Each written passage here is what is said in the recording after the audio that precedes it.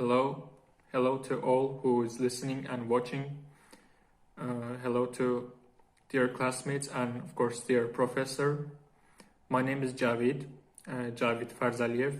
I am from Azerbaijan, Baku, and I am full-time master's program student of European Legal Studies program. And welcome to my presentation about overview of transitional justice and project-based learning. Most of us, including me, experience this way of learning, project-based learning, for the first time. However, since the very first moment of the process, I have realized that how innovative this can be and how effective it can be potentially. One of the very first points that need to be made is that in this approach, the emphasis switches from grades to learning, and it makes the learning process much less stressful and much more entertaining. There is a great short video among the materials called "Can you translate it for me?" YouTube video. The very first question that may come to mind is that why this video is among the list of materials. I think the answer is that this video and the experiment demonstrated in the video emphasizes on the strong impact of project-based learning. And now I am going to explain why and how I think this way. So we all regularly see and get informed about how unacceptable it is to mistreat a person based on their skin color or ethnic origin. However, most of these are usually in a written form, and we don't see how it feels to humiliate a person based on their race and see their reaction in the first place. This particular experiment, however, puts people in that situation and makes them pronounce those humiliations to the face of the other person and see their reactions. And in a very short time, they all realize how undesired and actually disgusting it is to be in that situation. They realize it through their own real-time experience, and I believe that this experience will be unforgettable for the participants of the experiment. And I think that is how the project-based learning can function, and that is how it is supposed to work. It is based on learning through experiencing, experimenting, and practicing. You learn the thing by actually doing it, and you will remember what you have learned for the rest of your life, or at least for the better part of your life. So coming to transitional justice, I will start with a relatively broad and general overview. As far as I understand, the transitional justice as a concept in its broadest form requires existence of four elements. There must be a process of political transformation or transition, and in most cases from one kind of regime to another, and the end resulting regime is form of democracy with rule of law. There must be victims of past aggression, victims who have suffered the breach of their fundamental rights, such as their right to life, freedom and security. And aggressors who committed these atrocities or war crimes, they might be a structural force such as the government of previous regime or insurgent forces within the country. And of course, there is always a need to restore and create peace between these parties and establish the future coexistence. We can understand it better if we put these elements into a hypothetically chronological order. So first, political transformation causes violence between the regime or its supporters of the regime as armed groups in one side of the conflict, and the opponents of the regime on the other side, who is going to be probably the victims of aggression. And after the aggressive side is defeated, or abandons violence voluntarily and decides to participate in establishment of democracy, there is need to restore and consolidate peace between aggressors and victims. However, I think that a period of aggression probably does not only cover the transition period, but a long period until even the attempts to transition starts. And this period may also include mass violence of fundamental rights, which in turn triggers the transition.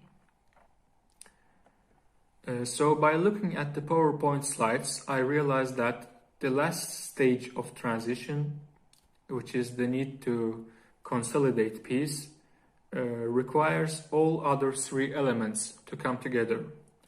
It requires the period of violence and acts of violence from transition period to be acknowledged, mainly by aggressors. And it requires both aggressors and victims to come together and agree on future and hopefully peaceful and long-lasting coexistence. Before coming more or less to details, I would like to make an emphasis on a very important question, which is asking, why should a state emerging from its ashes, a newly emerging state, should care about a successful transitional justice period? I see that not depending on the model of transitional justice being applied, not depending on the model, there are 5 elements that are common to all 4 models. I want to start with the element that I think is the most important one, and it is the agreement on future guarantees in non-repetition, ensuring that there will not be a repetition of the past aggressions. This is important because without the parties trusting in each other and trusting in non-repetition of past aggressions, the coexistence is not going to last.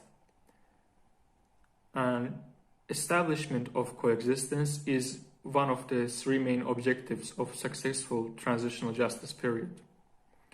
The parties must be convinced that there will not be a repetition of aggression, so they do not focus on defending themselves, but they focus on participating in the public life and each other's life, and which is hopefully going to form a strong foundation for newly emerging democratic state. So this is one of the points answering why an emerging state should care about this process, this period, because this is vital. The successful transitional justice period is vital for future existence of democracy and state itself. However, the process of ensuring future guarantees can be a long and painful process in itself, because it may require members of armed groups and other aggressive actors to be separated from public life, or even more structural reformations in armed force and police force of the state. So in order to achieve the trust in future guarantees, non-repetition, the new state needs to go through other elements such as restoring justice, which includes identification of aggressors and victims, and realization and acknowledgement of crimes. Promotion of truth, including the related history, inclusion of related history to educational materials and legislation. However, this kind of inclusion in history materials, for example, or in legislation, in education, needs to be done in such a manner that it does not trigger future hatred between parties and does not create a way to a potential revenge, where the next generation of victims pick up guns, get organized, and start acting for the sake of revenge. So this way of truth-seeking, the way of truth-seeking and establishing truth in education or in legislation should be done in such a manner that it contributes to the peaceful coexistence, future coexistence. And of course, the role of reparations. United Nations Secretary General guides note that for transitional justice period to be in compliance with the international legal obligations, the authorities have to ensure the right of the victims to all the objectives that I listed before, such as truth-seeking, justice, and including their right to reparations. So we know that the reparation can take a form of material or symbolic benefits, including monetary compensation, medical or psychological services, health services, return of property or compensation for the loss of property, and even official public apologies, building museums, memorials, and establishing specific days for commemoration of the victims of the aggression.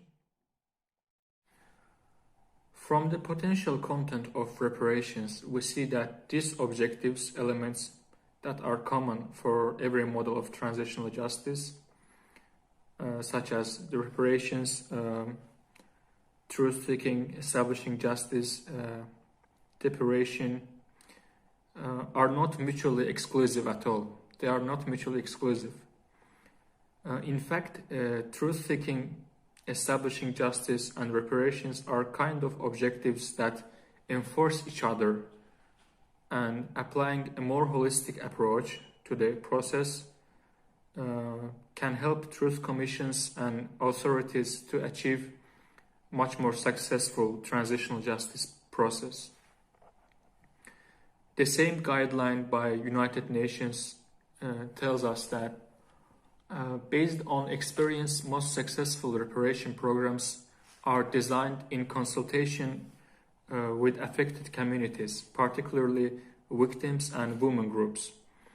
For this purpose, truth commissions firstly need to identify the victims. They need to identify the victims of aggression and then consult with them on matters of reparations. As we see, there is a synthesis of combination of at least two elements, truth-seeking and reparations. So in any case, they are not mutually exclusive, and actually they complement each other during the process. However, the level of focus and commitment on each of these objectives may change depending on what model of transitional justice is going to be applied. For example, punitive and retributive model has mostly been used for identifying and punishing the aggressors, and it focuses on punitive purposes rather than creating a basis for future coexistence. In contrast, we may say that in application of the forgiveness and oblivion model, the authorities avoid large-scale punitive process and criminal trials. The authorities avoid these trials mostly because that is the same government who committed the aggression, and that is the same government who currently directs the transitional process. An important argument against the effectiveness of this model is that this model is not going to be practical in situations with clearly known and identified authors of aggressions, and in those situations the victim communities are going to think that the justice has not been fulfilled, the justice has not been served, and in that case the future coexistence or success of the future coexistence might be under a big question. I believe that's all for today and for this presentation that I can talk about. Thank you for watching and listening.